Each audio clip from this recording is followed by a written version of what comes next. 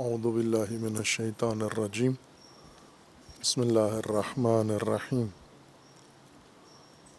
اللہم وفقنا لما تحب وترضى واجعل عاقبۃ امورنا خیرا ولا تکلنا الی انفسنا طرفۃ عین ابدا رب ادخلنی مدخل صدق واخرجنی مخرج صدق واجعل لی من لدنک سلطانا نصیرا۔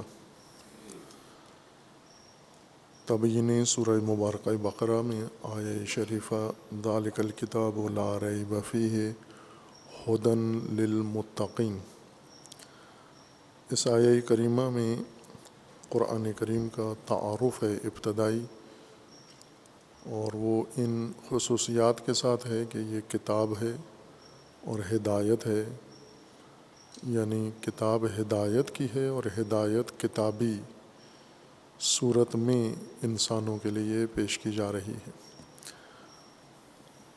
ہدایت کے متعلق عرض کیا تھا کہ ایک امر تدریجی ہے، دفعی نہیں ہے، چونکہ انسان ایک حقیقت تدریجی کا نام ہے۔ انسان کے اندر تدرج ہے، درجہ بے درجہ اس نے رشد کرنی ہے، تو چونکہ اس کے تکامل کے درجات ہیں، اس لیے ہدایت بھی درجات میں خود ہی منقسم ہو جاتی ہے، اور اللہ تعالیٰ نے بھی اس کو اسی ترتیب کے ساتھ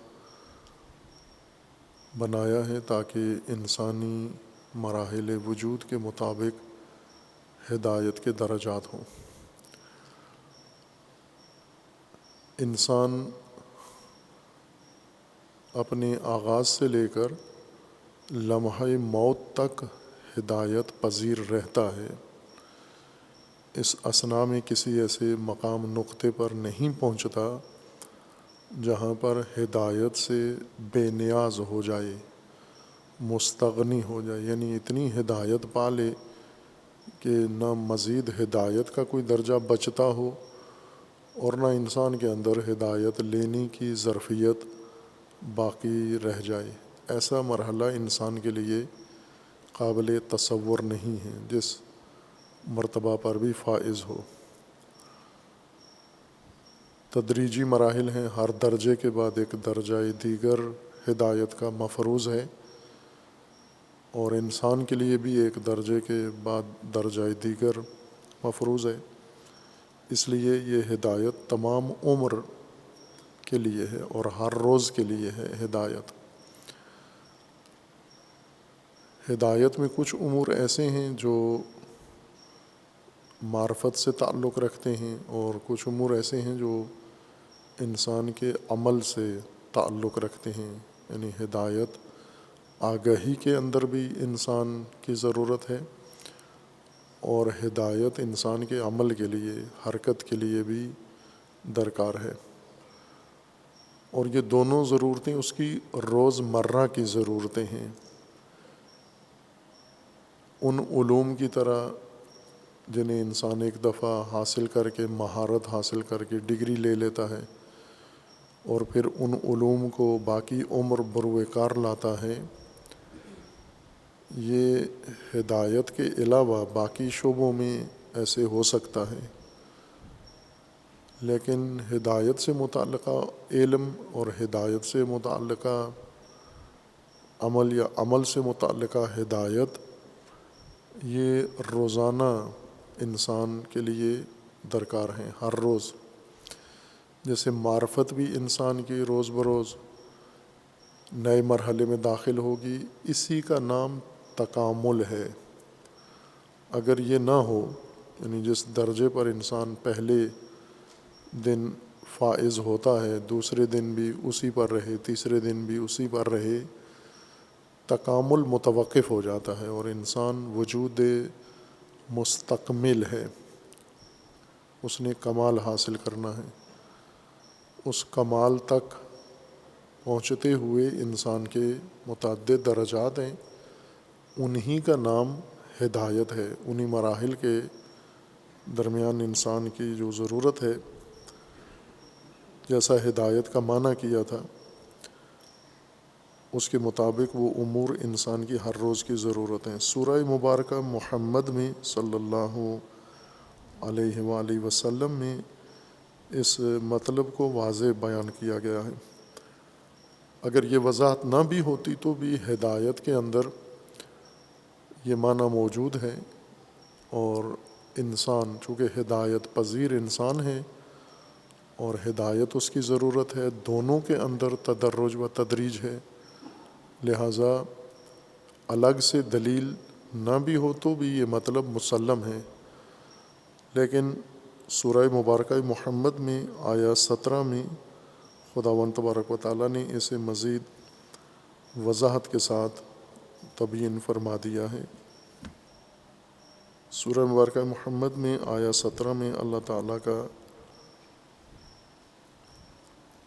فرمانا ہے کہ وَمِنْهُمْ مَنْ يَسْتَمِعُ إِلَيْكَ حَتَّى إِذَا خَرَجُوا مِنْ عِنْدِكَ قَالُوا لِلَّذِينَ أُوتُوا الْعِلْمَ مَاذَا قَالَ آنِفًا أُولَئِكَ الَّذِينَ طَبَعَ اللَّهُ عَلَىٰ قُلُوبِهِمْ وَاتَّبَعُوا أَهْوَاءَهُمْ۔ یہ کچھ لوگ ایسے ہیں جو رسول اللہ صلی اللہ علیہ وآلہ وسلم کے پاس حاضر ہوتے ہیں اور سنتے ہیں قرآن رسول اللہ سے، اور سننے کے بعد جب اٹھ کے اس مجلس و درس قرآن سے باہر جاتے ہیں، وہاں پر یہ اظہار کرتے ہیں کہ درس میں کیا کہا تھا انہوں نے، یہ عمدن یہ کام کرتے تھے، یعنی ہمیں کچھ سمجھ میں نہیں آیا یا درس میں کوئی خاص بات بیان نہیں ہوئی، جب باہر نکلتے تھے حتیٰ اذا خرجوا من عندک، جب آپ کی مجلس سے باہر چلے جاتے، قالوا للذین اوتوا العلم،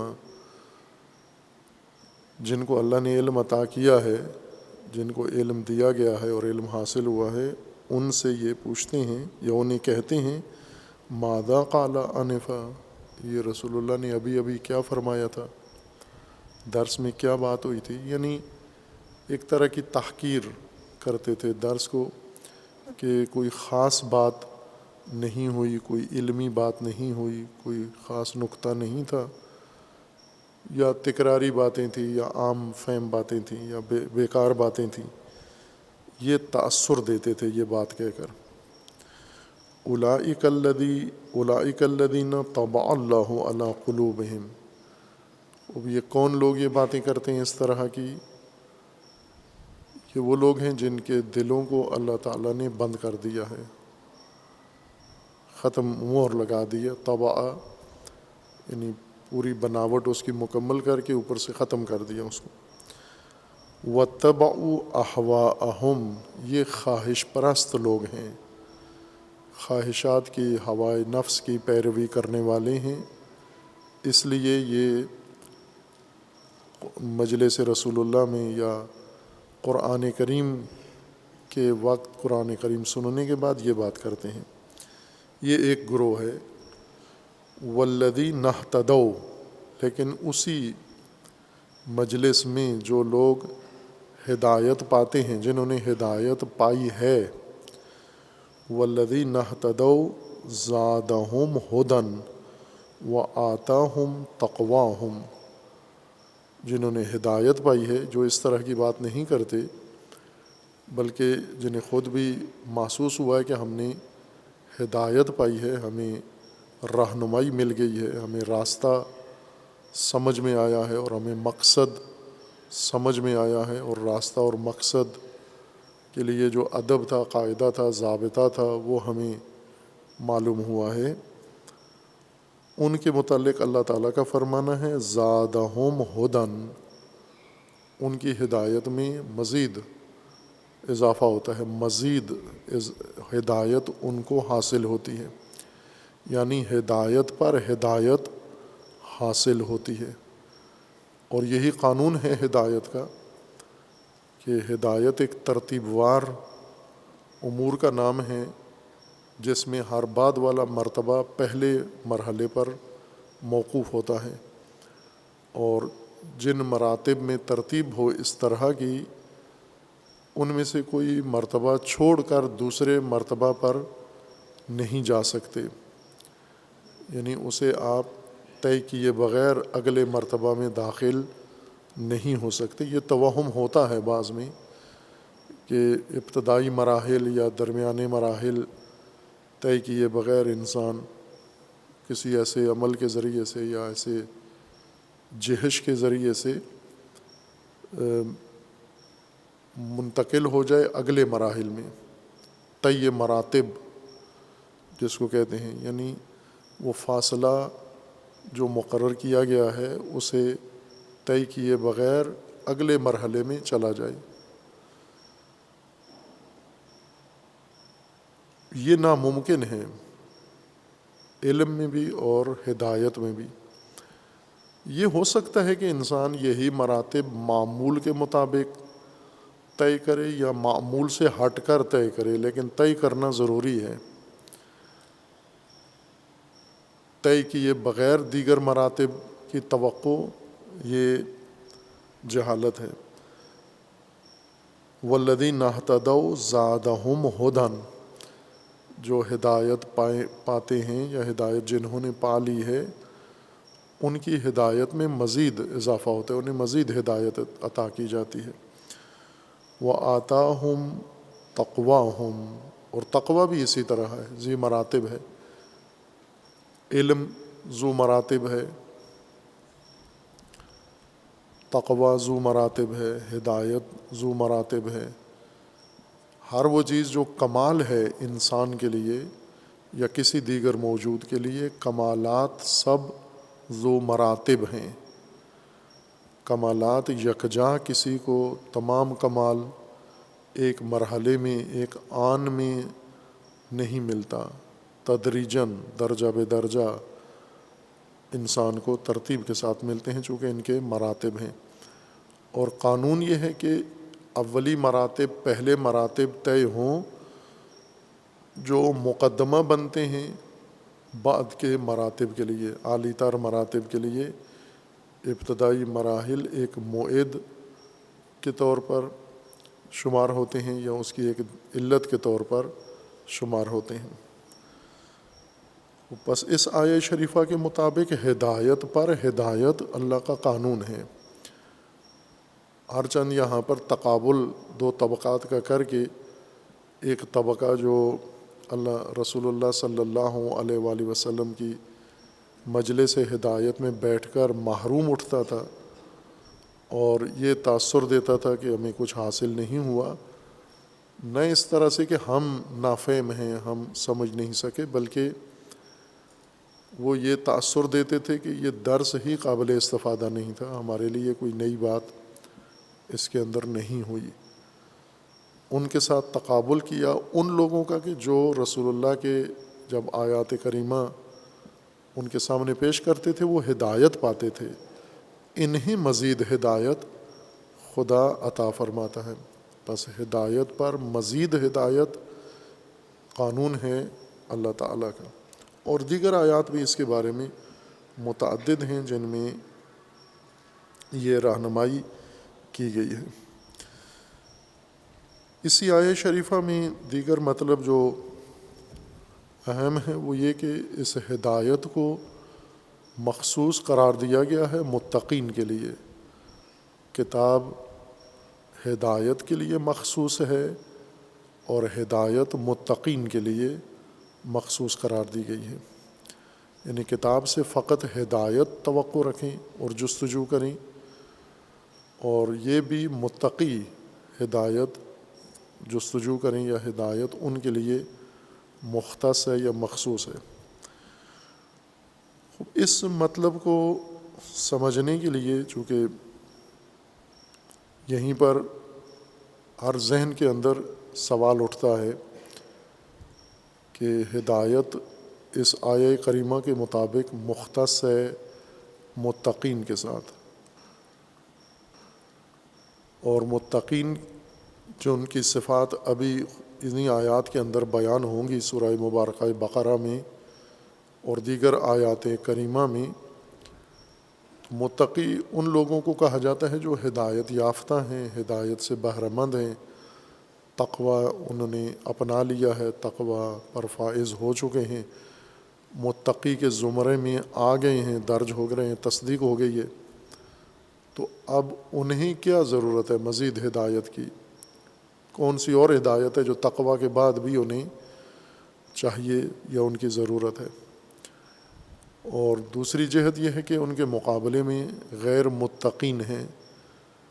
غیر متقین اس آیا کے ظاہری معنی سے یا متعارف معنی سے جو رائج معنی ترجمہ کیا جاتا ہے اس کے مطابق ہدایت مخصوص ہے متقین کے ساتھ، غیر متقین محروم ہیں، انہیں اس ہدایت سے کوئی نصیب نہیں عطا ہوگا، نہیں ملے گا، جبکہ ہدایت ان کی زیادہ ضرورت ہے متقین کی نسبت۔ اگر ہم قائل بھی ہو جائیں کہ متقین بھی ہدایت کے محتاج ہیں تو غیر متقین ان سے زیادہ محتاج ہیں، ان کی زیادہ ضرورت ہے، جبکہ آیہ شریفہ ہدایت کو متقین کے لیے مخصوص قرار دے رہی ہے۔ اس سوال نے، اور اس کو بعضوں نے اعتراض کی شکل دی ہے کہ قرآن کریم نے میں یہ آیے اول میں سورہ بقرہ میں آغاز میں دعویٰ ہے کتاب ہدایت ہے اور ہدایت متقین کے لیے ہے، اور بعد میں خود متعدد آیات ہیں جن میں قرآن کریم کا یہ فرمانا ہے کہ یہ ہدایت متقین کے لیے مخصوص نہیں بلکہ ہدن للناس ہے، تمام انسانوں کے لیے، تمام بشریت کے لیے ہے۔ وہ ایک تو یہیں پہ تضاد سامنے آ جاتا ہے کہ ایک آیت کہہ رہی ہے ہدایت متقین کے لیے ہے، باقی آیات کے اندر ہے کہ ہدایت سب کے لیے ہے، تو ظاہر ہے یہ دو مضمون آپس میں متفق نہیں ہیں۔ قرآن کی آیات کا آپس میں تعارض یا تضاد محسوس ہوتا ہے۔ اور دوسرا یہی ہے کہ اگر یہ ہدایت متقین کے لیے ہے تو غیر متقی کے لیے ہدایت نہیں ہے، اور متقین کے ساتھ اس ہدایت کو، یعنی وہ کون سی ہدایت ہے جو متقی ہونے کے بعد بھی ان کو قرآن پیش کر رہا ہے۔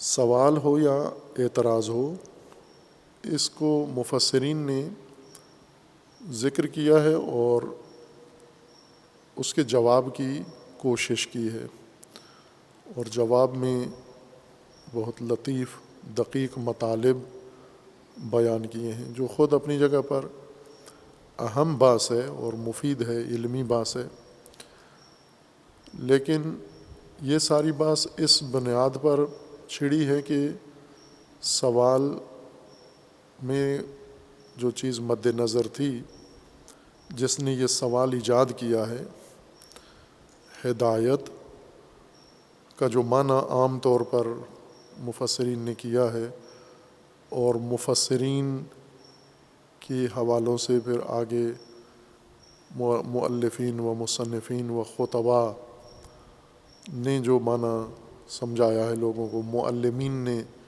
تعلیم میں، نصاب میں جو معنی اختیار کیا ہے، ہدایت کا معنی ہے اراءۃ الطریق یا ایصال الی المطلوب۔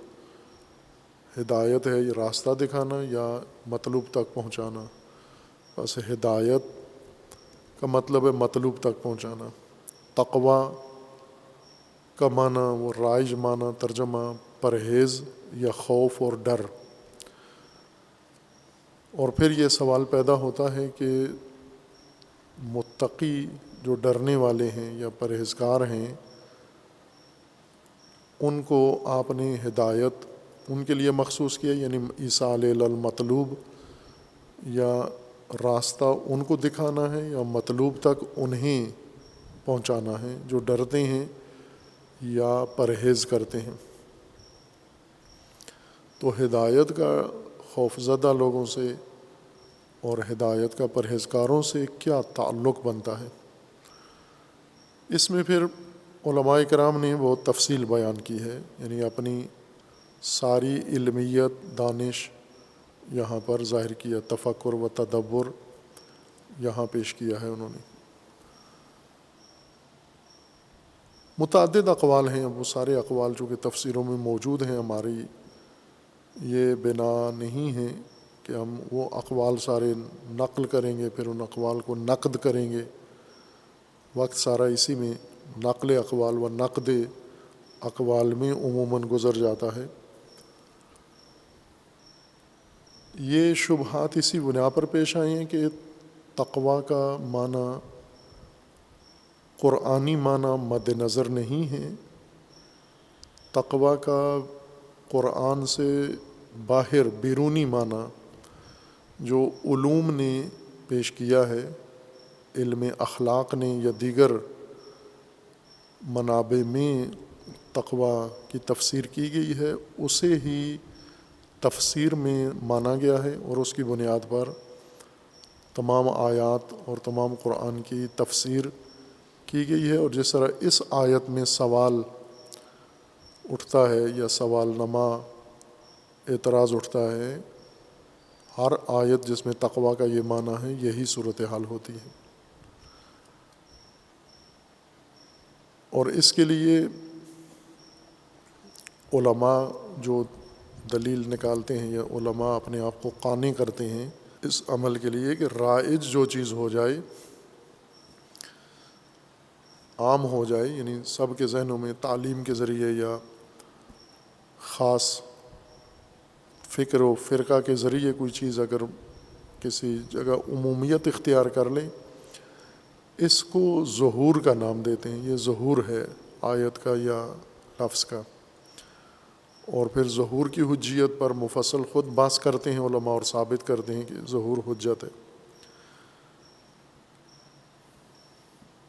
ظہور یعنی وہ معنی جو لفظ سننے کے بعد فوراً ذہن میں متبادر ہوتا ہے، دیگر معانی کی نسبت سبقت لیتا ہے، اور یہ معنی ذہن میں فوراً آ جاتا ہے، تصور اس معنی کا، اس کو ظہور کہتے ہیں۔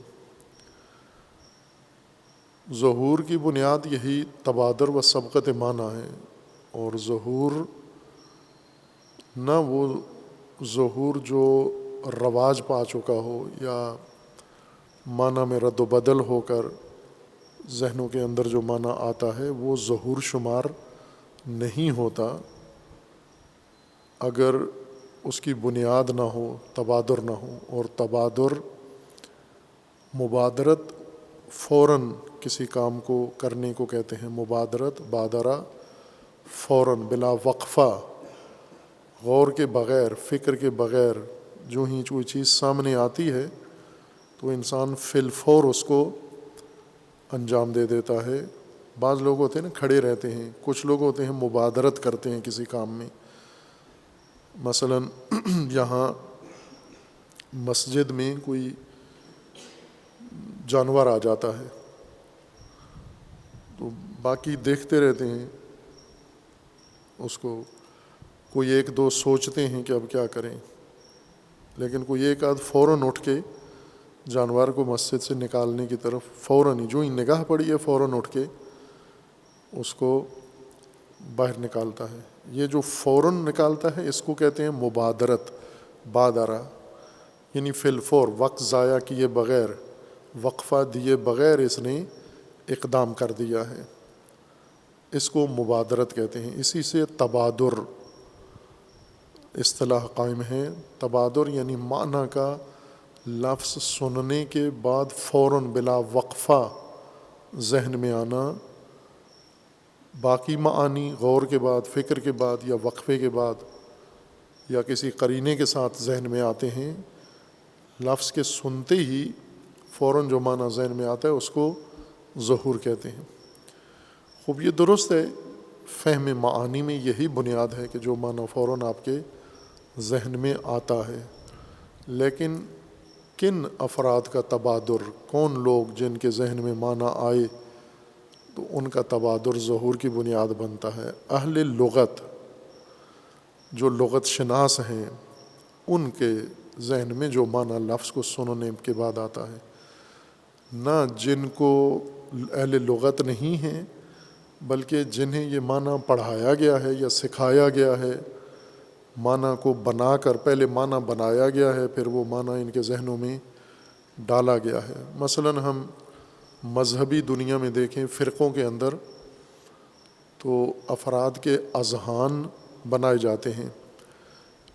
ایک طرف سے نصوص کے معانی، نصوص میں استعمال ہونے والے الفاظ کے معانی بنائے جاتے ہیں، یعنی ان کو ایک خاص لباس پہنایا جاتا ہے، خاص رنگ دیا جاتا ہے. اور دوسری طرف سے افراد کے ذہن کو بنایا جاتا ہے. یہ دونوں کام فرقہ بنانے کے لیے یہ دونوں کام ضروری ہوتے ہیں کہ ایک طرف سے آپ نصوص اسلامی کو خاص معانی دیں، اپنے مطلوبہ مد نظر معانی دیں. یہ معانی آپ نصوص سے نہیں لیتے، نصوص کو دیتے ہیں. یہ معانی آپ فرقے میں نصوص معانی پہلے بنا لیے جاتے ہیں، نصوص کی طرف بعد میں رجوع کیا جاتا ہے. اور یہ جو معانی آپ نے بنائے تھے یہ آپ نے ان نصوص کو دینے ہیں. دوسرا یہ ہے کہ افراد کو جو اس مسئلے کو مذہب کے ماننے والے ہیں ان کے ذہنوں کو ان کے لیے تیار کیا جاتا ہے. آج اگر یہ اسلامی نصوص ایک ہی آیت کریمہ اگر پڑھیں آپ مختلف مسلمان فرقوں کے سامنے، ہر ایک کے ذہن میں ظہور ہوگا اور ایک نیا معنی متبادر ہوگا، مختلف بالکل متبادر ہوگا. اس کے ذہن میں کچھ متبادر ہوگا، اس کے ذہن میں کچھ اور متبادر ہوگا، تیسرے کے ذہن میں. اس لیے ان افراد کا یہ جو استعمالی معانی اور رائج معانی تعلیم کے ذریعے، نصاب کے ذریعے پڑھے ہیں، سیکھے ہیں، ان کا تبادر کوئی علمی ارزش قیمت نہیں رکھتا. یہ دلیل نہیں بن سکتا کسی بھی لفظ کے معنی کے تعین کے لیے، کسی بھی زبان کے، نہ اردو کے معنی، نہ فارسی کے معنی، نہ انگریزی کے معنی، نہ عربی کے معنی. سب زبانوں کے معانی کے لیے جو تبادر ہے وہ خود اہل لغت، جن کی یہ لغت ہے اور وہ اس لغت کے پابند ہیں، ان کے ذہنوں میں جو معانی متبادر ہوتے ہیں وہ ظہور کہلاتے ہیں. اور آپ نے ظہور کے تعین کے لیے پہلے تبادر ثابت کرنا ہے کہ اس لفظ سے یہ معنی متبادر ہوتا ہے. کس کو؟ نہ ہمیں، غیر اہل لغت کو. اہل لغت کو یہ معنی متبادر ہوتا ہے. ان کے تبادر کے لیے آپ کو پھر شواہد پیش کرنا ہوں گے، دلائل پیش کرنا ہوں گے کہ یہ دلیلیں، یہ ثبوت، قرینے ہیں کہ وہ اس لفظ کو اس معنی میں لیتے تھے یا ان کے ذہنوں میں یہ لفظ متبادر ہوتا تھا. باقی الفاظ، باقی معانی قرینے سے آتے تھے، اور یہ معنی بغیر قرینے کے لفظ سنتے ہی ان کے ذہنوں میں آتا تھا. اس کی دلیل یہ ان کے الفاظ یا یہ ان کے منابع ہیں. تعین ظہور کے لیے یہ قاعدہ ہے، لیکن ہر فرد جو ڈکشنری کی مدد سے یا تعلیم کی مدد سے یا مذہبی مسلکی تلقین کی مدد سے کوئی معنی مانوس ہو چکا ہے اس کے ذہن میں، اور یہ لفظ سنتے ہی یہ معنی فوراً ذہن میں آتا ہے، وہ ظہور نہیں ہوتا، اسے ظہور نہیں کہتے. یہ خود ایک گمراہی ہوتی ہے. اس بارے میں پہلے کافی وضاحت کی ہے تقویٰ کے معنی کے ضمن میں، کہ تقویٰ کا معنی خوف. اہل لغت میں نہ لغت میں یہ معنی کیا ہے، نہ اس معنی میں کبھی لفظ انہوں نے استعمال کیا ہے خوف کے معنی میں. لیکن آج تمام مسالک، مذاہب قرآن سے جو آشنا ہیں، قرآن میں جب تقویٰ کا لفظ استعمال ہوتا ہے اس کا معنی خوف کرتے ہیں. اب یہ ظہور نہیں ہے اس کا، بلکہ یہ ایک تعلیم کا نتیجہ ہے کہ یہ معنی علوم نے معین کیا ہے تقویٰ کا، علم اخلاق نے یا علماء اخلاق نے، اور پھر اس کو انہوں نے قرآن کی طرف منسوب کیا ہے. مفسرین نے قرآن کی آیات سے یہ معنی لیا نہیں ہے، قرآن کی آیات کو یہ معنی دیا ہے خوف. تقویٰ کا مطلب ہے حفاظت، صیانت. تمام اہل لغت کا اجماع ہے اس بات پر.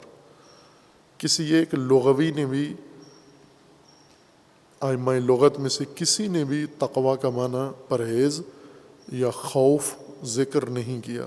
سب نے حفاظت و صیانت اس کا معنی کیا ہے. بعض نے یہ توجہ کی ہے کہ خوف یا پرہیز لوازم حفاظت میں سے ہے، بھلے یہ مانا جا سکتا ہے کہ لوازم میں سے ہے، لیکن لوازم ملزوم کی جگہ کب لیتے ہیں یہ بھی قاعدہ ہے لغت کے اندر، کہ کسی لفظ جو لفظ ملزوم کے لیے مقرر ہوا ہے، اس لفظ سے مراد لازم لیا گیا ہے، اس کے لیے قرینہ چاہیے، اور اس کے لیے قاعدہ ہے کہ کس جگہ پر ہم ملزوم ترجمہ نہیں کریں گے بلکہ لازم کو ملزوم کی جگہ رکھ دیں گے۔ یہ اب ان قرائن و دلائل میں سے بھی کوئی دلیل یا قرینہ یہاں موجود نہیں ہے، لہٰذا تقویٰ کا جو معنی کیا گیا ہے رائج، خوف، اس نے اس آیت کو اندرونی طور پر ناہم آہنگ قرار دیا ہے، یعنی ہدایت کا تقویٰ سے ربط جوڑنا ایک معمہ بن گیا ہے مفسرین کے لیے، اور بعض مفسرین نے اس پر زیادہ دقت کی ہے، بہت یعنی جس کو احساس ہوا ہے کہ ربط آپس میں اب کیسے جوڑیں، کیوں ہدایت مختص ہے متقین کے ساتھ، پھر متقین کا جو ترجمہ ہے پرہیزگار، اور خصوصاً جو صفات بعد میں الذین یؤمنون بالغیب، اور اس الی آخر جتنی 5 صفات ان کے لیے ذکر کی گئی ہیں ان کو بھی مد نظر رکھیں، اور تقویٰ کا متقین کا معنی رائج مد نظر رکھیں، تو نتیجہ یہ نکلتا ہے تو یہ تو ہدایت یافتہ لوگ ہیں، انہیں ہدایت کی کیا ضرورت ہے، اور ہدایت ان کے لیے مخصوص قرار دینا یہ خود سوال ایجاد کرتا ہے۔ لہٰذا تقویٰ کا رائج معنی محفوظ رکھا گیا، ہدایت کا رائج معنی محفوظ رکھا گیا، پھر رائج معانی میں آپس میں تضاد پیدا ہوا، سوال پیدا ہوا، اس سوال کو حل کرنے کے لیے مختلف علمی و غیر علمی ذوقی چارہ جوئی کی گئی، اور اس نے داستان کو بہت بڑھا دیا ہے۔ ذرا سی بات تھی، فسانہ عجم نے اسے بڑھا دیا ہے فقط زیب داستاں کے لیے۔ اب ظاہر ہے ایسے ہی ہوتا ہے، جب انسان کو وہ بنیاد نہیں یاد ہوتی تو کہیں بھی نکل جاتا ہے۔ ہمارے استاد بزرگوار حضرت آیت اللہ حسن زادہ عاملی قدس سرہ، وہ فرماتے ہیں میں وہاں قم میں کتابوں کی دکان پہ گیا تو ایک کتاب بلاغت کے موضوع پہ اٹھائی اور دیکھا تو عجیب و غریب کتاب لگی مجھے، اور اس میں مصنف نے جو دعویٰ کیے ہوئے تھے اپنے بارے میں، اپنی فصاحت و بلاغت اور اپنی علمیت کے متعلق، اور پھر جو بلاغت کا اس نے حشر کیا ہوا تھا، جو فصاحت کا اس نے حشر کیا ہوا تھا، چونکہ بعض ہوتے ہیں نا جلدی ہوا بھر جاتی ہے ان کے اندر اور احساس علمیت ان کے اندر آنے لگتا ہے، پھر اس ہوا کو روک نہیں سکتے، وہ تالیف کی صورت میں یا خطاب کی صورت میں نکلنا شروع ہو جاتی ہے۔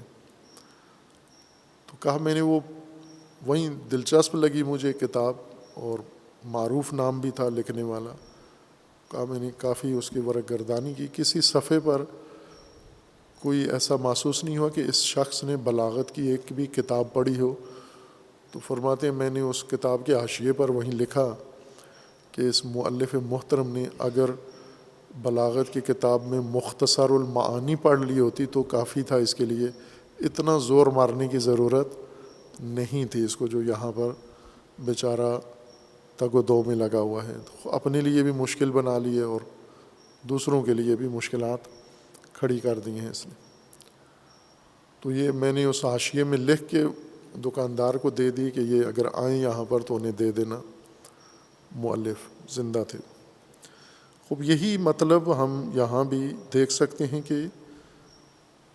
ہدی للمتقین خود ایک بڑا معمہ بن گیا ہے، بھائی کہ خود آیت کے اندر ہے کہ لا ریب فی، کتاب میں کوئی الجھن، ریب، شک کی گنجائش ہی نہیں ہے۔ تعارض سب سے بڑا ریب ہے، اگر کوئی قرآن کو متہم کرے کہ قرآن میں تضاد ہے تو یہ سب سے بڑی تہمت ہے قرآن مجید کے اوپر، اس سے بڑا ریب تو نہیں ہوتا۔ تو یہ ریب تو آپ کو خود تعارض کا احتمال آپ نے خود پہلی آیت کے اندر ہی اٹھا دیا ہے، اب اس تعارض کو حل کر رہے ہیں، یعنی تعارض مان لیا گیا ہے کہ ہے، متقین کے لیے ہدایت ہے، غیر متقین محروم ہیں، متقین ہدایت یافتہ ہیں، ہدایت یافتہ کے لیے ہدایت ہے۔ خوب یہ ساری چیزیں سوال پیدا کر رہی ہیں، اور پھر ان کا تعارض ہے قرآن سورہ بقرہ کی اگلی آیت سے، جو قرآن کریم میں ہے کہ قرآن ہدایت متقین کے لیے نہیں بلکہ یہ ہدایت ہے للناس، تمام لوگوں کے لیے ہدایت ہے، ہدن للناس ہے۔ یہ متعدد آیات میں ہے کہ قرآن ہدایت ہے ناس کے لیے، لیکن سب سے واضح تر سورہ مبارکہ بقرہ کے اندر اس کا ذکر ہے، جہاں پر ماہ مبارک رمضان کے لیے قرآن کریم نے قرآن کو بطور تعارف، پہچان رمضان کی پیش کیا ہے۔ شہر رمضان الذی انزل فیہ القرآن ھدی للناس وبینات من الھدی والفرقان۔ انزل فیہ القرآن ھدی للناس، یہ سورہ بقرہ کی آیا 185 ہے۔ سورہ بقرہ کی آیا دوم یا سوم یا سورہ بقرہ کی 185 دو آیتیں، ان کا مضمون آپس میں ایک دوسرے کے ساتھ تعارض ہے۔ خوب اب اس کو تعارض کو مان لیا گیا ہے، گویا تسلیم کر لیا گیا ہے، اب برطرف کرنے کی کوشش کی جا رہی ہے، یہ ریب قرآن سے ختم کرنے کی کوشش کی جا رہی ہے۔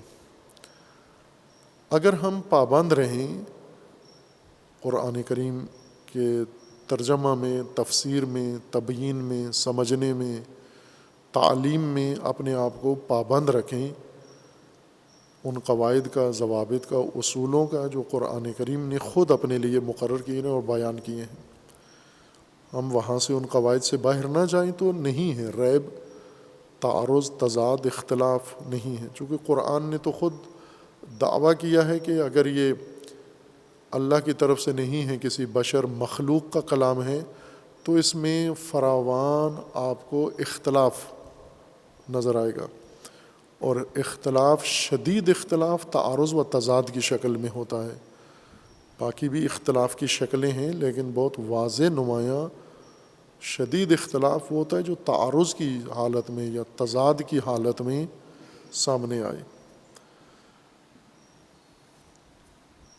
اور جیسا اشارہ کیا تھا کہ ہمیں اگر ہم ان اصولوں پر قائم رہیں، پابند رہیں، تو تضاد و تعارض پیش نہیں آتا۔ تقویٰ کا معنی پرہیزگار کیا گیا ہے، اور پرہیزگار ہدایت یافتہ نظر آیا ہے ہمیں، اس لیے ہم نے کہا کہ اس کو ہدایت کی کیا ضرورت ہے، اور نہ صرف یہ بے نیاز ہونا چاہیے ہدایت سے، بلکہ اس کے لیے ہدایت کو مخصوص کر دیا گیا ہے۔ تو یہ سوال اٹھاتا ہے یہ مطلب۔ دوم یہ کہ متقی ایک طبقہ ہے ہدایت یافتہ اس معنی کے تناظر میں، تو ناس کے ساتھ اس کا تعارض، تضاد آ جاتا ہے کہ ناس تقویٰ و غیر تقویٰ، با تقویٰ و غیر با تقویٰ سب کو کہتے ہیں، اور ناس میں ایک جمعیت قلیل با تقویٰ لوگ ہوتے ہیں، اور تقویٰ کا معنی بھی پرہیز یا ڈر، یا جس طرح عموماً بعض تو تقویٰ کی جب تفسیر کرتے ہیں تو پرہیز و ڈر بھی نہیں کہتے، بلکہ وہ صالحین بھی اس کے معنی میں لے آتے ہیں، اور مخلصین، تقویٰ متقی کون ہے؟ جو مخلصین ہوں، جو عابدین ہوں، جو ساجدین ہوں، یہ تقویٰ کی تعریف میں اور تقویٰ کے وضاحت میں یہ ساری باتیں لے آتے ہیں۔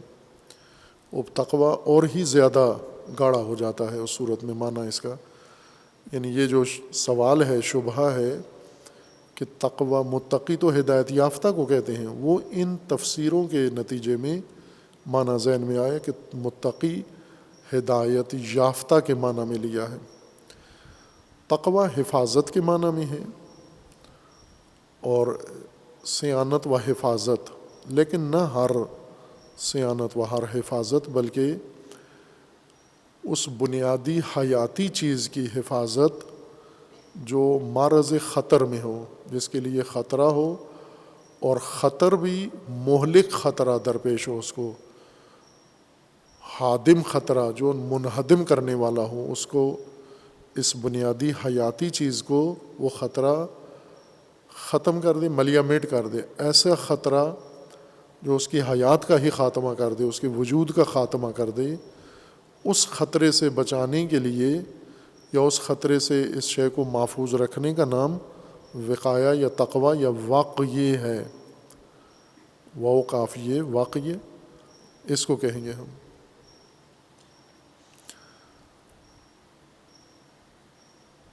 اب یہ معنی محفوظ رہنا چاہیے، جیسا قاعدہ ہے، ادب کا قاعدہ ہے، لغت کا قانون ہے کہ اگر آپ نے مادہ کا معنی سمجھ لیا ہے، یا ہر مادہ کا ایک معنی ہے، معین اور مقرر معنی ہے، وہ معنی آپ پہلے معین کریں کیا ہے، پھر اس کے بعد اس مادہ سے متعدد الفاظ بنیں گے قانون اشتقاق کے مطابق۔ جتنے مشتقات اس لفظ سے بنتے جاتے ہیں ان میں مادہ کا بنیادی معنی محفوظ رہتا ہے۔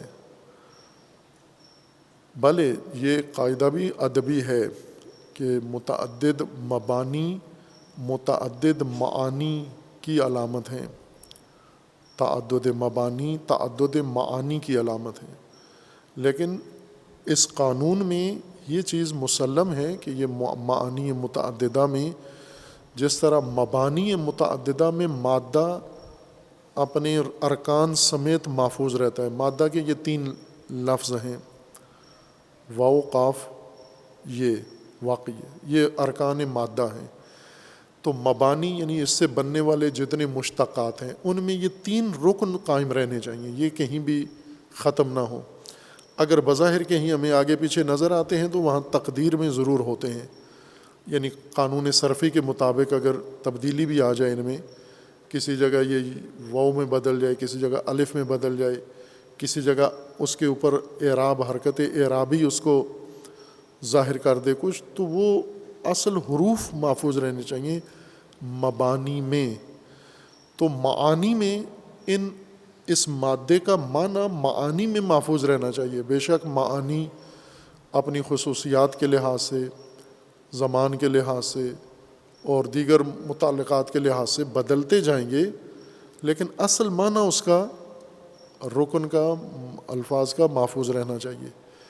یہ قانون ہے ادبیات کا، لغت کا یہ قانون ہے کہ آپ 2 چیزوں کو تھام کے رکھنا ہے اس لغوی تحلیل میں، کہ مادہ لفظ کا مبنی قائم رہے اور معنی کی بنیاد قائم رہے، معنی کی جو اصالت ہے وہ قائم رہے، وہ کہیں چھوڑ نہ دیں بیچ میں۔ آپ مختلف مواقع پر اس کو چھوڑ کے کوئی اور چیز اس کی جگہ لا بٹھائیں، جو عموماً غلطی ہوتی ہے سخنوروں سے۔ جب یہ بعض علماء نے لکھا ہے، ظاہراً خواجہ طوسی یا ان بزرگوں میں سے کسی نے کہا نا کہ وہ طغیان قلم، سب سے بڑا طغیان قلم ہے، یا جیسے طغیان لسان ہے، جب زبان طغیان میں آ جاتی ہے تو حدوں سے باہر چلی جاتی ہے، حد کو عبور کرنا طغیان ہے، تغوا یہی ہے۔ اسی طرح زبان کا بھی حد سے باہر چلی جاتی ہے، علمی باس میں ہی طغیان آ گیا ہے کہ جو حد تھی معنی تھا اس سے باہر چلے گئے آپ۔ یا کبھی قلم لکھتے ہوئے تحریر میں انسان کی قلم میں طغیان آتا ہے اور وہاں سے انسان نکل جاتا ہے، باہر چلا جاتا ہے طغیان کی وجہ سے۔ جیسے احساسات میں طغیان آتا ہے، اس طرح تالیف و سخن میں بھی طغیان آتا ہے۔ اس طغیان کی ایک علامت یہ ہے کہ آپ معنی چھوڑ دیا اور معنی کو چھوڑ کر دیگر کسی چیز کو معنی کی جگہ رکھ کے پھر باس علمی کو آگے اور بڑھا رہے ہیں۔ اب جتنا باس پھیلا رہے ہیں طغیان پھیلا رہے ہیں، اصل میں باس نہیں پھیل رہی۔ وہ پابندی ضروری ہے۔ ہم ہر جگہ جہاں تقویٰ کا معنی ہو تو اس کا اصل بنیادی معنی محفوظ رکھیں، وہاں پر جہاں پر یہی خود مصدر تقویٰ استعمال ہوا ہے یا جہاں دیگر اس کے دیگر اتقاء ہے، ابواب دیگر میں استعمال ہوا ہے، خاص ثلاثی میں ہوا ہے، خاص مزید فی میں ہوا ہے، مجرد میں یا مزید فی میں، جس باب میں بھی استعمال ہوا ہے، یہ اصل معنی محفوظ رکھنا ہے وہاں پر۔ متقی انہی مشتقات میں سے ایک معنی ہے۔ متقی تقوی کا معنی ہے حفاظت، تو متقی کا مطلب ہو جائے گا محفوظ، مصون، نہ خوفزدہ اور نہ پرہیزگار، بلکہ اصل لغوی معنی اس کا جو جس نے محفوظ رکھا ہے، جس نے حفاظت کی ہے، جس نے صیانت کی ہے اس چیز کی جسے کرنی چاہیے تھی اس کو، اگر اس نے اس کو محفوظ رکھا ہے تو یہ متقی شمار ہوگا۔ متقی یعنی محفوظ یا حفاظت جس نے کر لی ہے، حفاظت کرنے والا ان امور کی جن کی حفاظت اس کے ذمہ تھی۔ ہدایت کا معنی پہلے بیان کیا ہے۔ ہدایت کا مطلب وہ امور ہیں واضح، روشن، نمایاں، جو کسی دوسری چیز کی نشانی اور علامت بنتے ہیں، اس کی رہنمائی کے لیے یا اس کی پہچان کے لیے، اس کی جہت کی شناخت کے لیے اشارے کے طور پر استعمال ہوتے ہیں، ان کو ہم ہدایت کہتے ہیں۔ واضح امور، نمایاں امور اور برجستہ امور جنہیں کسی دوسری شے کی نشانی یا علامت کے لیے استعمال کیا جا سکتا ہے، اخذ کیا جا سکتا ہے، یہ ہدایت کہلاتے ہیں لغت کے اعتبار سے۔ قرآن کریم میں اس ہدایت کا پھر خاص معنی بن جاتا ہے کہ انسان اپنی رشد میں، تربیت میں، تکامل میں، اپنے مقصد خلقت میں جو امور انسان کے لیے مقرر کیے گئے ہیں اللہ تعالیٰ نے، وہ ہدایت کہلائیں گے۔ لغوی معنی محفوظ ہو جاتا ہے، صرف وہ معنی محدود ہو جاتا ہے انسان کے بارے میں۔ ہدایت میں لغتاً وسیع ہے، کوئی نمایاں چیز کسی بھی شے کے لیے، کشتیوں کے لیے ساحل پہ بنا ہوا برج، یا بڑی ابری ہوئی چٹانیں جو راستوں کے لیے ہوتی ہیں، یا آسمان پہ ستارے، یا حیوانات، یا صحراؤں میں گاڑے ہوئے پتھر، یا درخت یا ٹیلے، یہ سب ہادی ہدایت بنتے ہیں۔ لیکن قرآن کے اصطلاح کے مطابق ہدایت میں وہ نمایاں، واضح، روشن امور ہوں گے جو اللہ تعالیٰ نے انسان کے تکامل کے لیے، انسان کی آگاہی کے لیے اور انسان کے مقصود خلقت تک پہنچنے کے لیے مقرر کیے ہیں۔ وہ رہنما اصول و قواعد و ضوابط یہ ہدایت کہلائیں گے۔ اب یہ رہنما اصول اللہ تعالیٰ نے ہدایت قرار دیا ہے، اور یہ انسان کے لیے ہیں، جیسا سورہ بقرہ میں آیا 185 میں ہے کہ ہدن للناس انزل فیہ القرآن، قرآن کی صفت ہے ہدن للناس، ناس کے لیے، تمام بشریت کے لیے ہدایت ہے یہ قرآن، اور اس کے مندرجات اور اس کے مضامین و مطالب یہ سب ہدایت ہیں ناس کے لیے۔ اور یہاں اس آیت میں فرمایا کہ یہ ہدایت ہیں متقین کے لیے۔ متقین جنہوں نے حفاظت کی ہے، جنہوں نے محفوظ رکھا ہے، جنہوں نے مصون رکھا ہے، ضائع نہیں ہونے دیا، خطرات کے بھینٹ نہیں چڑھنے دیا، آفات کی نظر نہیں ہونے دیا ان امور کو جن کو انہوں نے ضروری تھا ان کے لیے بچانا۔ وہ کون سے امور ہیں جو ہدایت کے لیے درکار ہیں اور ان کو محفوظ رکھنا ہے؟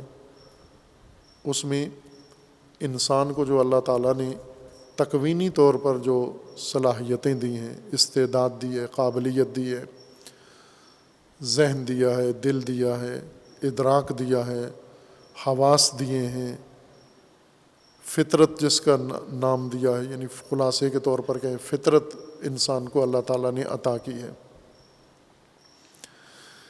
تکوینی طور پر اللہ تعالیٰ نے خلقت میں انسان کو جو کچھ رشد کے لیے اسباب فراہم کیے ہیں، جس نے انہیں محفوظ رکھا ہے۔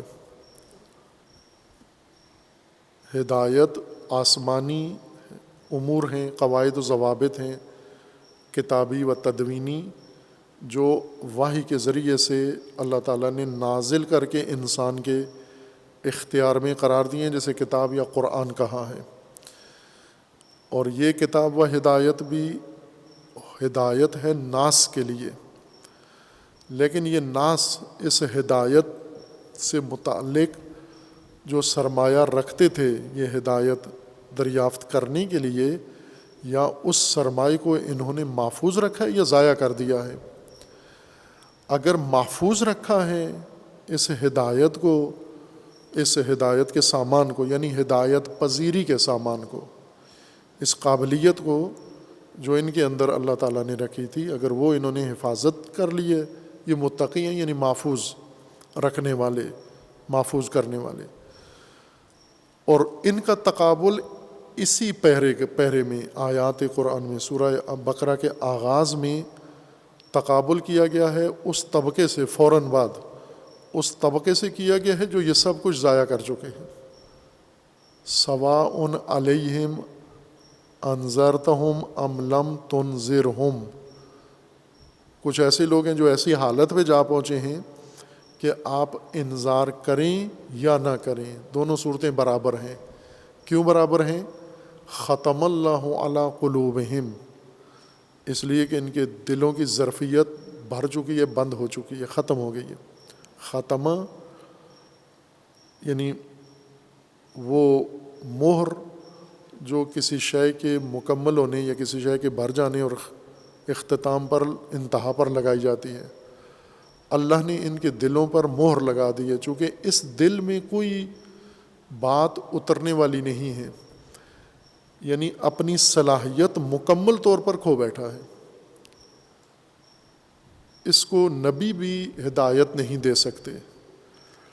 کیوں نہیں دے سکتے؟ یعنی نبی کی صلاحیت کم ہو گئی ہے، نعوذ باللہ، نبی کے ہم استعداد میں شک کریں؟ نہ، ان میں بھرپور ہدایت دینے کی صلاحیت ہے، لیکن یہ تنہا کافی نہیں ہے ہدایت دینے کی صلاحیت۔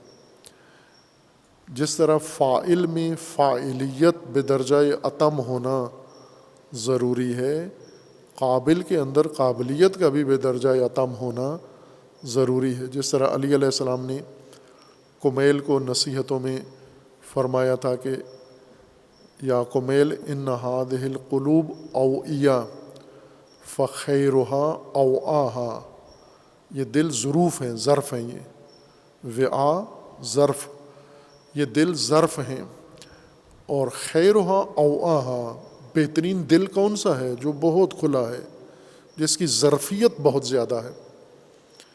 جس طرح قرآن کریم نے بھی فرمایا کہ اللہ تعالیٰ اگر کسی کو ہدایت دے، فاعل ہدایت اللہ کی ذات ہے، اللہ تعالیٰ کسی کو اگر ہدایت دے، یشرح صدرہ للاسلام، من یرد اللہ ان یہدیہ یشرح صدرہ للاسلام، یعنی وہ ہدایت لینی اس نے ہے، قابل ہدایت وہ ہے، اس کا صدر، اس کا دل، اس کا ذہن اللہ کھولتا ہے ہدایت کے لیے۔ ہدایت کے لیے پہلے قابل کی قابلیت کھولتی ہے، پھر فاعل اس مستعد آمادہ قابل ظرف میں کوئی ہدایت منتقل کرتا ہے۔ جیسے معلم یہی کام کرتا ہے، معلم طالب علموں کو تعلیم دیتا ہے۔ خوب، اس میں فقط معلم کی صلاحیت معلمیت کافی نہیں ہے، ممکن ہے معلم اعلیٰ و اتم درجے کا معلم ہو، جو تعلیم کی تمام مہارتیں رکھتا ہو، احسن اسلوب رکھتا ہو، اور بہترین طریقے سے مطالب کو کھول کے تعلیم دے سکتا ہو۔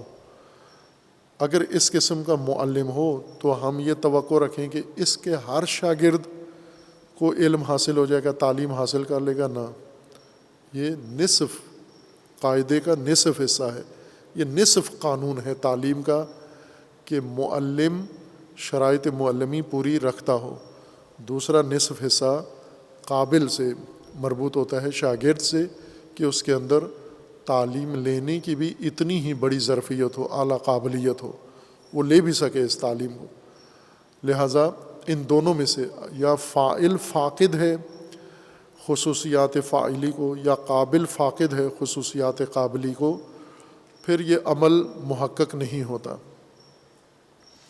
ہدایت کے لیے ہادی اللہ کی ذات ہے، چونکہ ہدایت اللہ نے پیش کی اور اپنا فعل قرار دیا ہے۔ ہر چند رسول اللہ صلی اللہ علیہ وآلہ وسلم کو بھی فاعل ہادی بتایا ہے، لیکن وہ اللہ ہی کے اذن سے یا اللہ کے حکم سے یہ کام کرتے ہیں۔ آگے جو سامنے انسان ہیں، ناس، جن کے لیے یہ ہدایت اتری ہے، جو اصل موضوع و مخاطب ہیں ہدایت کے، ضرورت مند ہیں، یہ ناس قابلیت کے لحاظ سے یکساں نہیں ہیں۔ قابلیت کے لحاظ سے دو طبقوں میں منقسم ہیں۔ خود قرآن نے ان کو کہا ہے، ہمیں باہر سے آیا کے اندر نظم و ترتیب کے لیے دیگر قرائن باہر سے تحلیل نہ لائیں، ہم خود آیا کے اندر سے خود معنی لغوی آیت اور معنی درونی آیت ہی ایک مطلب کو واضح کرے۔ ہدایت اپنے معنی میں رکھیں، وہی واضح نمایاں بینات امور جو اللہ تعالیٰ نے قرآن کریم میں مقرر فرمائے ہیں، یہ قواعد و ضوابط اور آگاہی، یہ سب ہدایت ہے۔ یہ ہدایت ہے ناس کے لیے، سورہ بقرہ میں آیا 185 میں، اور یہی ہدایت ہے متقین کے لیے۔ تو اس کا یہ مطلب نہیں کہ وہ آیت ہدایت کا عمومی قرار دے رہی ہے، یہ آیت ہدایت کو خصوصی قرار دے رہی ہے، اور پھر ہم فوراً عام و خاص کے قانون کی طرف لوٹ کے اس مسئلے کو حل کریں۔ عام و خاص میں تضاد یہاں نہیں ہے ناس اور متقین میں۔ ناس موضوع ہے یا مخاطب ہے قرآن کا، ہدایت کا، جس کے لیے یعنی وہ اصل ضرورت مند، حاجت مند، جس کو ہدایت کی ضرورت ہے، خلقت کے لحاظ سے یہ محتاج ہدایت ہے انسان، اس کی خلقت ہی ایسی ہوئی ہے، اور قرآن اپنی ذات میں ترکیب میں ہدایت ہے یہ۔ بس یہاں یہ مطلب واضح ہے، روشن ہے، انسان اور قرآن کی ہدایت کا آپس میں ایک تناسب ہے۔ متقین کے لیے کیوں یہاں کہا گیا ہے کہ یہ متقین کے لیے ہے؟ متقی ناس میں ان لوگوں کو کہتے ہیں، نہ ہدایت یافتہ، ان لوگوں کو کہتے ہیں جنہوں نے قبول ہدایت کی تمام خصوصیات کو محفوظ رکھا ہوا ہے، ضائع نہیں کیا۔ چونکہ ایک تو معنی متقی کا یہی بنتا ہے، لغتاً یہی معنی بنتا ہے، اور قرآن کریم کی اصطلاح میں بھی یہی معنی ہے، محفوظ، جس نے محفوظ رکھا ہے، جس نے صیانت کی ہے، حفاظت کی ہوئی ہے۔ اور دوسرا متقی کا تقابل جو آگے آیت سے کیا جا رہا ہے اگلے طبقے سے، یعنی ہدن للمتقین، پھر اس کے بعد فوراً ان لوگوں کا ذکر شروع ہو جاتا ہے کہ جو یہ ساری ہدایت مکمل طور پر ختم کر چکے ہیں، کھو بیٹھے ہیں۔ مفلحون کے بعد انہیں قرآن متقین کی صفات ذکر کر کے مفلحون کا درجہ دے کر ان کو پھر اس کے بعد آ جاتا ہے دوسرے طبقے پر۔ ذالک الکتاب لا ریب فیہ ھدی للمتقین الذین یؤمنون بالغیب، یہ متقین کے بارے میں ہی اگلی ساری وضاحت، اگلا پیراگراف اسی طبقہ کے بارے میں، متقین کے بارے میں ہے۔ اولئک ھم المفلحون، یہاں تک یہ متقین ہیں۔ اس کے بعد ہے ان الذین کفروا سواء علیہم اانذرتہم ام لم تنذرہم لا یؤمنون ختم اللہ علی قلوبہم وعلی سمعہم وعلی ابصارہم غشاوۃ ولہم عذاب عظیم۔ یہ دوسرا طبقہ آ جاتا ہے۔ ان الذین کفروا یعنی جو اپنی صلاحیتیں کھو بیٹھے ہیں۔ تیسرے وہ ہیں جو وَمِنَ النَّاسِ مَن يَقُولُ آمَنَّا بِاللَّهِ وَبِالْيَوْمِ الْآخِرِ وَمَا هُمْ بِمُؤْمِنِينَ يُخَادِعُونَ اللَّهَ وَالَّذِينَ آمَنُوا وَمَا يَخْدَعُونَ إِلَّا أَنفُسَهُمْ وَمَا يَشْعُرُونَ فِي قُلُوبِهِم مَرَضٌ۔ یہ تیسرا طبقہ ہے۔ پس تین طبقے قرآن آغاز میں ناس کے 185 میں وہ ناس تمام جمعیت بشر کی، نوع بشر کی تمام جمعیت آدم سے لے کے قیامت تک آنے والے یہ ناس ہیں۔ یہ ناس ہدایت کے لحاظ سے 3 حصوں میں بٹے ہوئے ہیں، متقین اور ان الذین کفروا جن کی استعداد مر چکی ہے، ختم ہو چکی ہے، اور انذار اور عدم انذار برابر ہو گیا ہے ان کے لیے، اور مریض۔ یہ مریض بعد میں منافق، خود قرآن ان کو کہے گا کہ یہ منافق ہیں، لیکن ابھی ابتدا میں ان کو پہلے طبقے کو کہا متقین الذین، پھر ان کی تشریح کی، دوسرا الذین کفروا، تیسرا ہے جن کے دلوں میں فی قلوبہم مرض فزادہم اللہ مرضا، یعنی مریض طبقہ۔ مریض وہ ہیں جو ختم نہیں ہوئی استعداد ان کی لیکن کمزور پڑ گئی ہے، یا مرض، جو ہی مرض کا مطلب آتا ہے تو ہمارے ذہن میں الٹیاں اور درد اور آپریشن اور گردے اور یہ آ جاتا ہے، پھر شفا بھی اسی طرف چلے جاتے ہیں۔ قرآن اس کو مرض نہیں کہتا، یہ دا ہے، دا اور چیز ہے، مرض اور چیز ہے۔ مرض کمزوری کو کہتے ہیں، ناتوانی، کمزور ہو جائے جو انسان، ذہن کمزور ہو جائے ذہن مریض ہے، دل کمزور ہو جائے دل مریض ہے، ارادہ کمزور ہو جائے ارادہ مریض ہے، جسم کمزور ہو جائے جسم مریض ہے، قوم کمزور ہو جائے قوم مریض ہے۔ یہ جب صلاحیتیں کمزور ہو جائیں، ادراک کمزور ہو جائے، حافظہ کمزور ہو جائے، یہ مرض ہے، کمزوری۔ خوب یہ کمزور طبقہ یعنی جن کی صلاحیتیں کمزور پڑ گئی ہیں۔ کمزور کرنے والی چیزیں بھی قرآن نے ذکر کی ہیں کہ انسان کو قوی کون سی چیزیں کرتی ہیں، مقوی کون سی ہیں، اور کمزور کرنے والی کون سی چیزیں۔ یہی تشریح اسی ہدایت کے اندر یہ پوری وضاحت ہے کہ یہ چیزیں آپ کو ایک شخص، اس کی شخصیت، اس کا ارادہ، اس کا عزم، مثلا ایک مرض جو ہم سب میں ہے، کمزور ارادے۔ کوئی ہے یہ کہے کہ میرا بہت مضبوط ارادہ ہے، آپ ارادہ کرتے ہو 5 منٹ بعد توڑ دیتے ہو، کمزور ہے نا ارادہ۔ مضبوط ارادہ تو نہیں ٹوٹتا، ایک دفعہ ٹھان لی بس، اب اس کو جب تک ارادہ پورا نہیں ہوتا، غرض حاصل نہیں ہوتی، یہ ارادہ قائم ہے اپنی جگہ۔ کتنی دفعہ زندگی میں ایسا ارادہ کیا ہے، ایک ارادہ کر کے پھر قائم رہے ہیں اس پر، شاید ایک دفعہ بھی نہ تجربہ ہوا ہو۔ کمزوری ہے، ارادے کی کمزوری، یہ مرض ہے۔ ہدایت کے لیے ارادہ ہی درکار ہے، جس طرح ہدایت کے لیے ادراک، شعور و فہم چاہیے، ارادہ بھی ہدایت کے اسباب میں سے اللہ تعالیٰ نے انسان کو عطا کیا تاکہ اس کی مدد سے انسان ہدایت پا سکے۔ جو کھو بیٹھتا ہے، ختم اللہ علی قلوبہم، یعنی ارادہ مر گیا، بے ارادہ۔ دوسرا ہے مریض، کمزور ارادے والا۔ متقی کون ہے؟ محفوظ ارادے والا، جس نے ارادے کی تمام صلاحیتیں محفوظ رکھی ہوئی ہیں۔ جب اس کے سامنے کوئی چیز آتی ہے تو یہ اس کو انجام تک پہنچاتا ہے۔ محفوظ، ظاہر ہے جس کو توانائیاں جتنی دی گئی ہوں ساری اس نے محفوظ رکھی ہوئی ہیں۔ عموماً وراثت میں لوگوں کو ملتا ہے، تو یہ موجودہ انسانی نسل اپنے آبا کی وارث ہے۔ وہ بعض لوگوں کو وراثت میں کچھ بھی نہیں ملتا، والدین کے پاس کچھ ہوتا ہی نہیں ہے، یا جو ہوتا ہے وہ ضائع کر کے جاتے ہیں،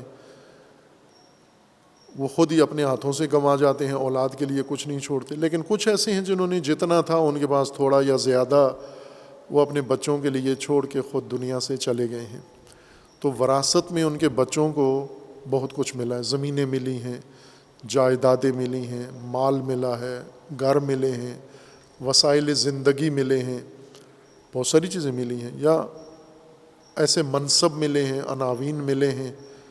کچھ اولادیں ایسی ہیں جنہوں نے باپ دادا نے جو دیا تھا سب گنوا بیٹھے، آج ان کے پاس کچھ بھی نہیں ہے۔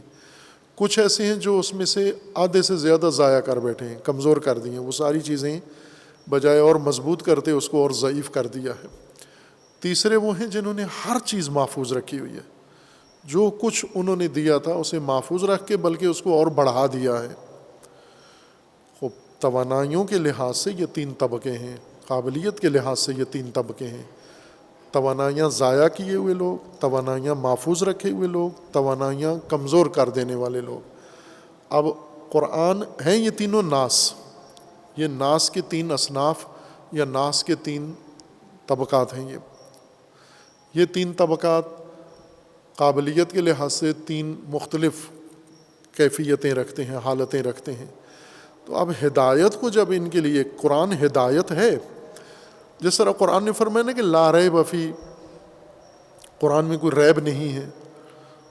دوسری طرف سے اگر قرآن میں یہ وضاحت نہ ہوتی ہدن للمتقین، جیسے قرآن کی اس آیت میں یہ مطلب نہ ہوتا ذالک الکتاب، بلکہ یہ ہوتا کہ ذالک الکتاب ہدن للمتقین، ہو سکتا تھا لا ریب نہ کہتے۔ تو وہ جو مقدماتی مطلب ہے اعتماد بحال کرنا، اطمینان قرآن کے متعلق لوگوں کا پیدا کرنا اور زمینہ اس کا فراہم کرنا، تاکہ بد اعتمادی و بدبینی لوگ بھی پھیلائیں گے قرآن کے بارے میں، ان کے اندر سے بھی پیدا ہو سکتی ہے، لہٰذا مریب ذہنوں کے پہلے سے ہی نقشے باطل کر دیں اور آپ شروع میں ہی کہہ دیں کہ لا ریب فی۔ بس یہ بہت بروقت وضاحت تھی قرآن کریم کی کتاب کے متعلق کہ لا ریب فی، اور یہ بھی واضح تھا کہ کتاب ہدایت کی کتاب ہے، تاکہ اس جہت سے انسان قرآن کی طرف آئے اور قرآن کو دیکھے۔ اور یہ للمتقین بھی ضروری تھا کہنا، کیونکہ ورنہ خود انسان قرآن کے بارے میں تشویش کا شکار ہو جاتا کہ آپ نے تو کہا ہے قرآن ہدن للناس ہے، تو ناس تو اکثریت گمراہ ہیں سارے۔ قرآن اگر ہدایت ہے، جس طرح سے کہ ابھی کہتے ہیں یہ لوگ حتیٰ مسلمانوں کے بارے میں کہ اگر قرآن حقیقت ہے، اسلام سچا دین ہے، مسلمان ذلیل کیوں ہیں؟ وہ یہ شبہ ہے اور مضبوط و قوی شبہ ہے کہ واقعیت ہے اگر اسلام اتنا خوبصورت دین ہے، اتنا جامع دین ہے، اتنا ہر طرح کے ضابطۂ حیات اس کے اندر ہے، تو یہ کیوں آج سب سے ذلیل یہ کیوں ہیں؟ آج سب سے زیادہ بیمار یہ کیوں ہیں؟ سب سے زیادہ مشکلات کا شکار یہ کیوں ہیں؟ جن کے پاس سب سے اچھا منشور ہے وہ سب سے زیادہ تکلیف میں کیوں ہیں؟ تو یہ ایک معقول سوال ہے، اس کو برا نہیں ماننا چاہیے۔ اب اس کی وضاحت کریں قرآنی انداز میں کہ مسلمان کیوں سب سے زیادہ پیچھے ہیں۔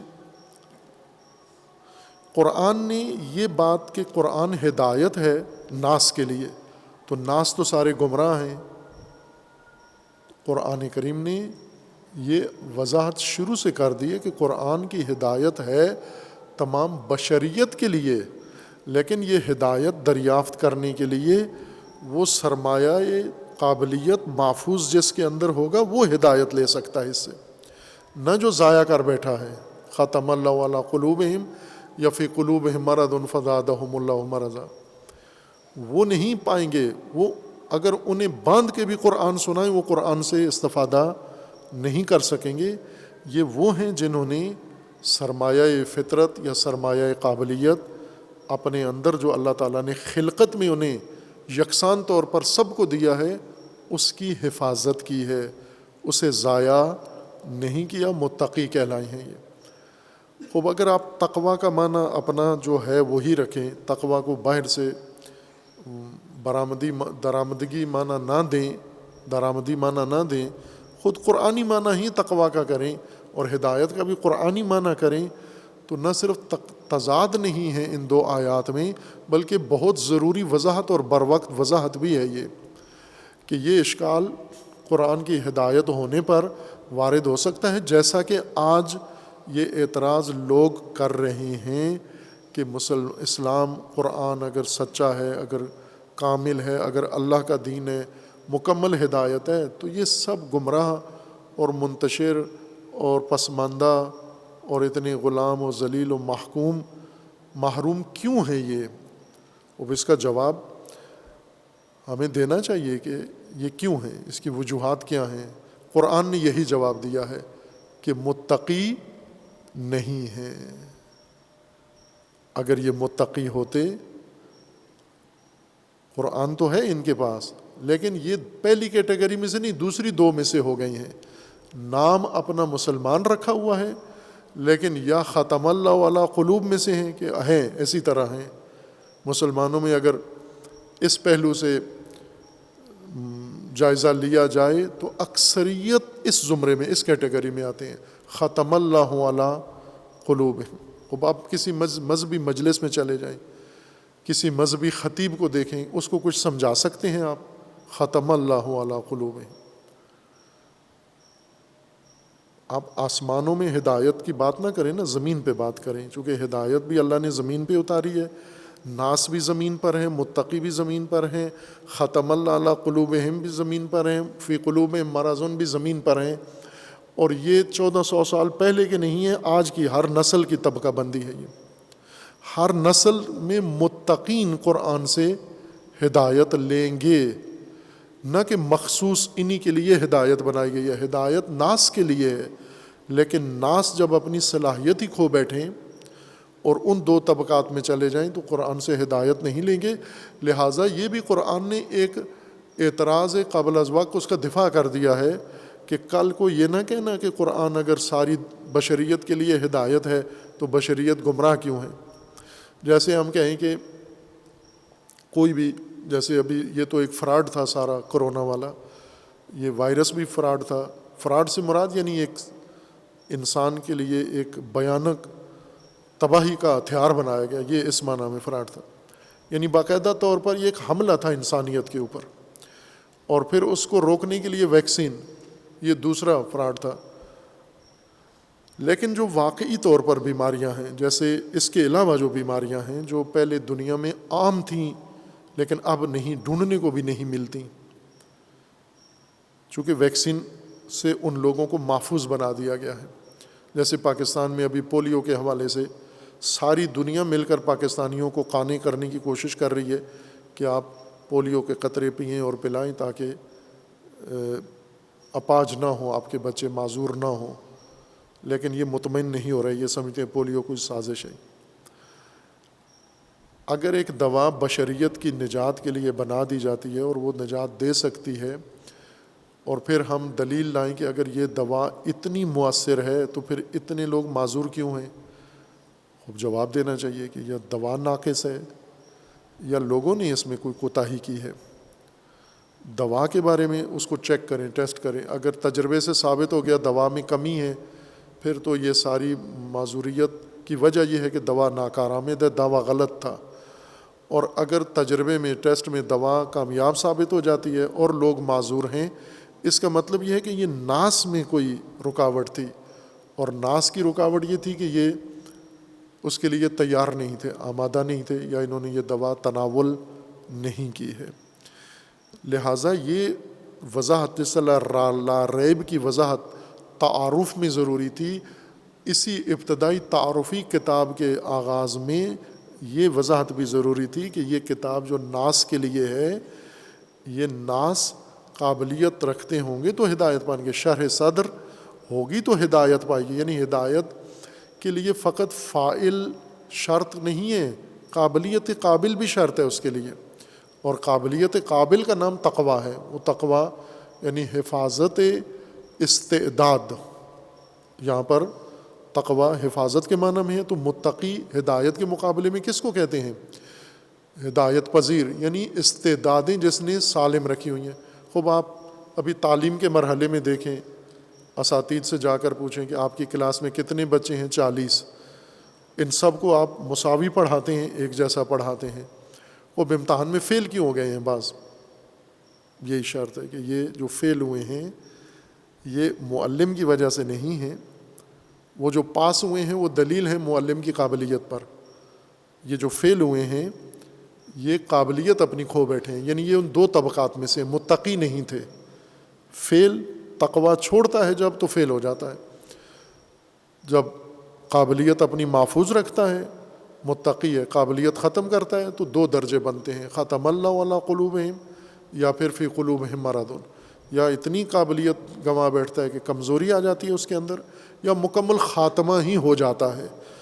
ان کی بابت ہدایت کو آپ تصور نہ کریں، یہ ہدایت کے قابل نہیں ہیں. ہدایت اس درجے کو حاصل ہوگا. یا ایک اور تعبیر کے مطابق ہم کہیں گے، ایک ہے قرآن میں شانیت، ہدایت کی شانیت، اور دوسرا ہے ہدایت کی فعلیت۔ شانیت کے لحاظ سے قرآن ہدن للناس ہے، لیکن فعلیت ہدایت کی وہ اس قابل کو مد نظر رکھ کر ہوگی۔ قرآن کی شانیت یہ کہ سب کے لیے ہے، لیکن یہ شانیت فعلیت کیسے حاصل کرے گی؟